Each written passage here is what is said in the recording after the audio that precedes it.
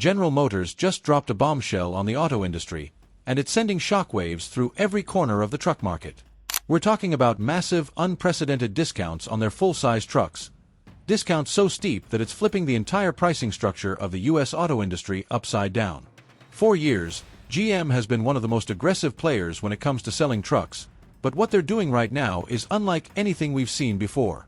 These are not small rebates or a couple of $1,000s shaved off. We're looking at price cuts that could equal the down payment on a brand new car, and it's leaving rivals scrambling to figure out how they can even compete. The timing of these discounts couldn't be more critical. Truck sales have slowed down, inventory has been piling up, and consumers have grown increasingly frustrated with sky-high prices and outrageous interest rates. GM saw the writing on the wall and decided to make the first move, slashing prices to levels that instantly put pressure on Ford, Ram, Toyota, and even new electric truck makers like Rivian and Tesla. What GM just did is more than a simple sales tactic. It's a direct challenge to the rest of the industry.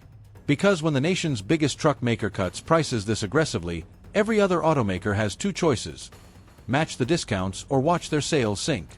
This is a gamble, but it's one GM seems ready to take.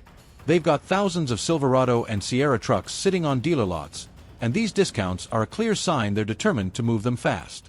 Dealers across the country are reporting record-breaking offers, some even claiming buyers are saving close to 20% off sticker price. That's unheard of in today's market, especially when just last year, people were paying above MSRP and begging dealers to even get on a waiting list. Now, GM is practically daring consumers to skip the competition and drive home in one of their trucks. And here's the part that has the industry buzzing. This move isn't just about selling trucks.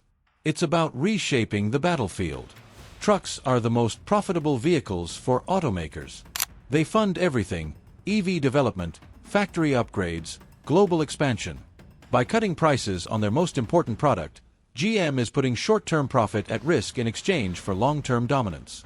If they win this battle, they could corner an even larger share of the truck market and force competitors into a position where they can't keep up. But if it backfires, GM could be sacrificing billions in profit at a time when every automaker is already under financial strain. Ford, for example, is now facing one of its biggest challenges in years.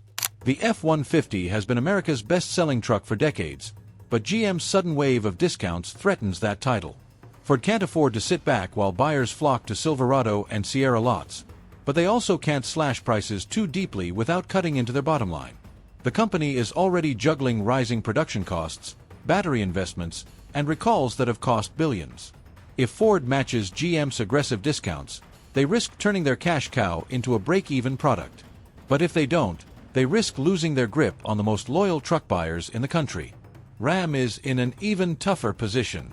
Stellantis has been trying to boost Ram truck sales after months of slipping numbers, but now, GM has forced them into a corner.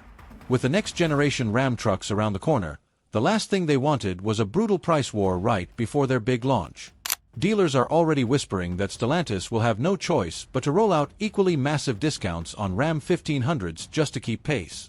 That means even deeper profit cuts, all while they're trying to recover from one of the most aggressive inventory pileups in recent memory.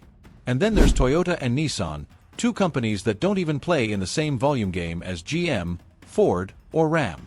Their trucks, the Tundra and Titan, are already seen as niche players in the U.S. market, but with GM's discounts blowing the doors off pricing, their chances of competing just got even slimmer. The Titan is already on life support, and Toyota has invested heavily in revamping the Tundra to appeal to American buyers. But no matter how strong the redesign is, when consumers see tens of thousands in discounts on domestic trucks, imports instantly become a harder sell.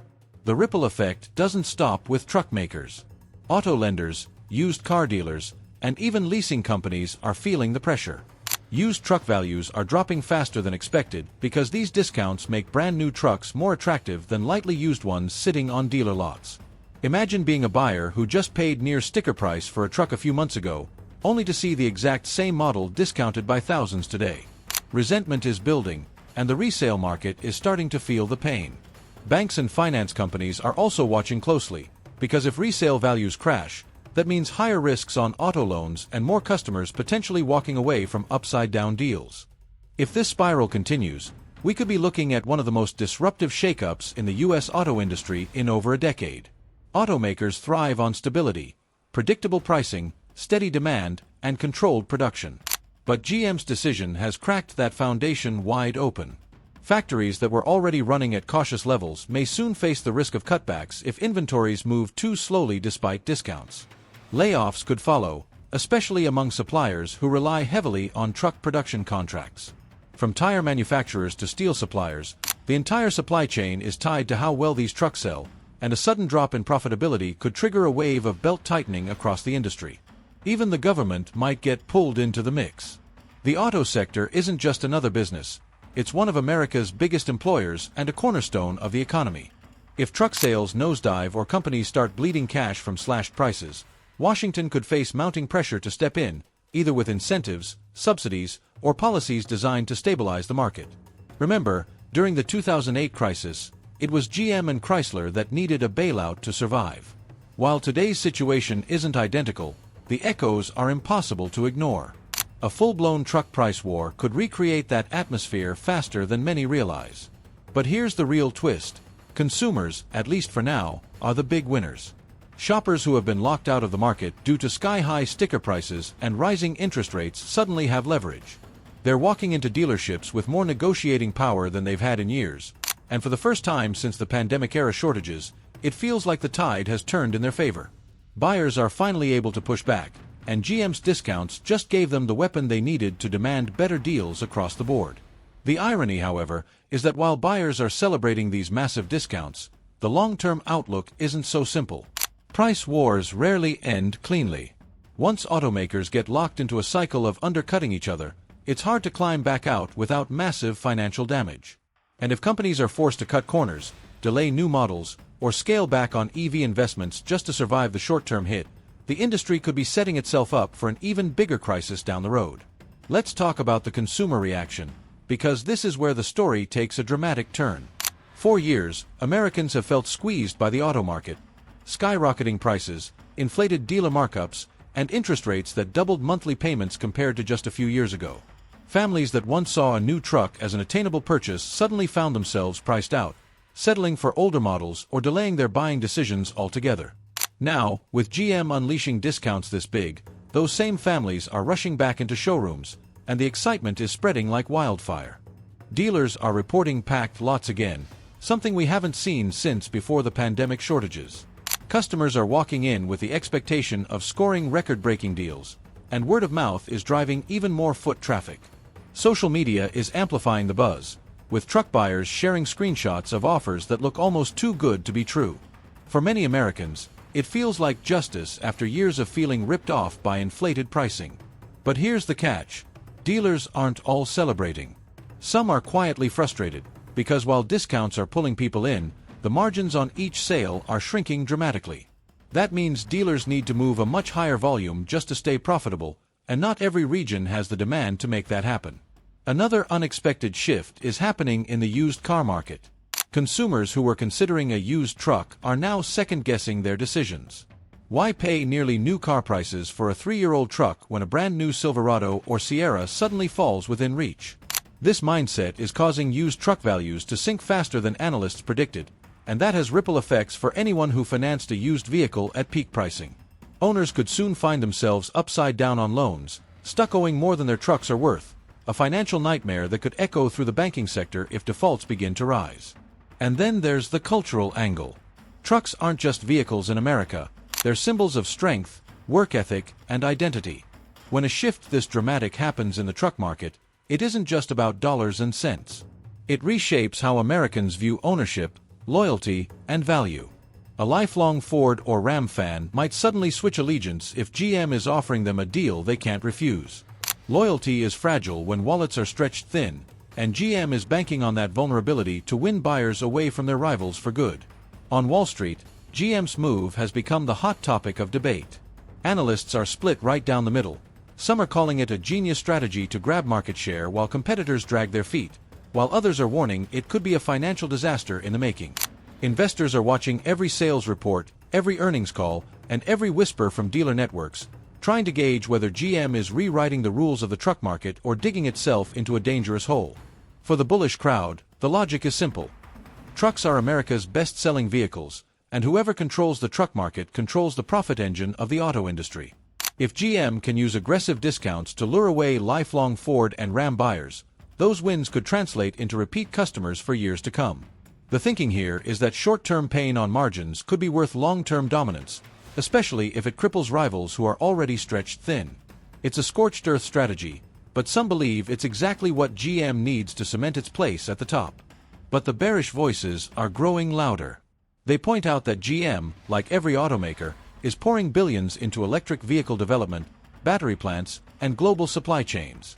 Cutting into their most profitable business unit, the full-size truck line, means less cash flow to fund those massive projects. Wall Street knows EV adoption isn't cheap, and without the steady stream of truck profits, GM risks falling behind in the EV arms race. Investors are already skittish about how quickly EV demand is slowing, and the fear is that GM's gamble could leave them squeezed on both ends, shrinking profits on gas trucks while EV sales remain too weak to pick up the slack. Credit agencies are also watching closely. If margins fall too far, GM could face credit downgrades that make borrowing more expensive, and in today's high-interest rate environment, that's the last thing any automaker wants. Every dollar of added borrowing cost eats into already tight budgets. For shareholders, it's a delicate balance. They want GM to win the truck war, but not at the expense of their stock value or dividend payouts. Meanwhile, the ripple effects are already hitting rival stock prices. Ford and Stellantis shares dipped as soon as GM's discounts made headlines, with investors fearing a race to the bottom on pricing. The entire auto sector feels suddenly unstable, and that instability is exactly what makes big institutional investors nervous. If GM's move sparks a domino effect, it won't just be Detroit feeling the heat. Japanese and Korean automakers, and even EV startups, could be pulled into the chaos. This financial pressure could soon push automakers into making desperate, high-stakes decisions. Already, whispers are circulating that some companies might delay or scale back upcoming EV launches to protect cash flow. Building a new electric truck or SUV costs billions in research, design, and factory upgrades. But with margins collapsing on their bread-and-butter gas trucks, executives may decide the risk is too high. That means timelines for new EV models could slip by years, leaving the industry stuck between two worlds, too dependent on gas-powered trucks to abandon them, but too cash-strapped to fully commit to electrification. Job cuts are another looming possibility. When automakers feel squeezed, the first places they look are production plants and salaried staff. A price war that eats into profits could easily trigger rounds of layoffs, especially in supply chain sectors where contracts are directly tied to truck output. Steel producers, auto part suppliers, and even tech companies that provide software for modern vehicles are all at risk if truck sales fail to deliver the revenue that keeps the system afloat. This isn't just about automakers, it's about an entire ecosystem of American jobs that depend on the steady churn of truck sales. And then there's the global angle. If GM and its rivals start bleeding money in the US, it could impact their ability to compete overseas. Companies like Toyota, Volkswagen, and Hyundai are all watching closely, because America's truck market is the most profitable automotive segment in the world. If a price war collapses margins here, automakers may have to redirect resources away from international growth just to survive at home. In other words, GM's discounts don't just threaten Detroit, they could reshape the global balance of the auto industry. On Wall Street, traders are already trying to capitalize on the uncertainty. Hedge funds are betting against automaker stocks, shorting shares in anticipation of a prolonged slump. At the same time, opportunistic investors are buying in, convinced that GM's bold gamble will eventually pay off. The volatility is so sharp that auto stocks have become some of the most closely watched tickers on the market. Every analyst note, every dealer sales figure, and every new incentive announcement has the potential to swing billions of dollars in market value overnight. That consumer waiting game is already starting to take shape, and it's one of the most dangerous side effects of GM's move. When buyers see prices falling this quickly, many of them decide to hold off, convinced that if they wait just a little longer, the deals will get even better. This creates a psychological freeze in the market. People who were ready to buy suddenly pump the brakes, dealers get stuck with even more inventory, and automakers are forced to slash prices further just to reignite demand. It becomes a vicious cycle where the expectation of discounts drives the need for even deeper discounts. This mindset is especially powerful in the truck market, where buyers often have some flexibility. A family might be able to stretch their old truck another 6 months, or a contractor might delay upgrading his fleet if he thinks prices are still heading downward. Multiply that hesitation across hundreds of thousands of potential buyers, and suddenly GM's bold price cuts could backfire by making consumers reluctant to buy now. It's the same spiral that crushed the housing market back in 2008. Buyers froze, waiting for better deals, and the entire system ground to a halt. And if that happens, the pressure will shift even more heavily into the political arena. Washington knows how critical the auto sector is, not just for manufacturing jobs, but for union workers, suppliers, and the broader economy. A prolonged slump could push lawmakers into action, whether it's offering new tax credits for truck purchases, incentives for automakers to stabilize production, or even emergency relief for suppliers caught in the fallout. State governments in places like Michigan, Ohio, and Texas, where auto plants are lifelines for local economies, would also feel the squeeze, and political leaders would have no choice but to get involved. The union angle can't be ignored either. The United Auto Workers fought tooth and nail for better wages and benefits, and automakers only recently agreed to massive new contracts. If profits evaporate because of a price war, companies could use that as leverage in future negotiations, claiming they can't afford rising labor costs. That sets the stage for more tension between automakers and workers, and potentially even strikes down the line. In other words, what started as a discount battle on dealer lots could morph into a full-blown political and labor crisis. Let's take this to the cultural impact, because that's where the story really comes full circle. Trucks aren't just vehicles in America, they're woven into identity, pride, and even politics. For decades, loyalty to Ford, Chevy, or Ram was practically passed down like a family tradition. But this price war has the potential to rewrite that narrative. When a customer who's driven nothing but Fords suddenly switches to a Silverado because the deal was too good to pass up, that loyalty is broken. Once it's broken, it's almost impossible to rebuild. If enough people make that shift, it won't just be a temporary sales boost for GM, it will alter the long-term balance of power in the truck market. Younger buyers especially are less tied to brand heritage and more focused on value, technology, and affordability. GM knows this, and by slashing prices now, they're betting they can capture an entirely new generation of customers who will stick with them for years to come. But at the same time, they're also training buyers to expect discounts, and that expectation could haunt the industry for decades. In the end, GM's bombshell move is more than just a sales strategy. It's a high-risk gamble that could either crown them the undisputed king of the truck market or trigger a destructive price war that drags down the entire industry. The stakes are enormous: tens of billions in profits, hundreds of thousands of jobs, and the future direction of America's most iconic vehicles. One thing is certain: the shockwaves from this decision are only just beginning, and every automaker, investor, and consumer in the country will feel the impact.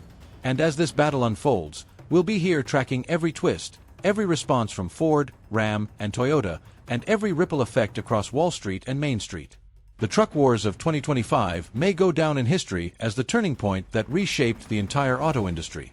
If you don't want to miss what happens next, make sure you hit that subscribe button, drop a like, and share your thoughts in the comments. Do you think GM just made the smartest move of the decade, or the most reckless gamble in auto history? The debate starts now.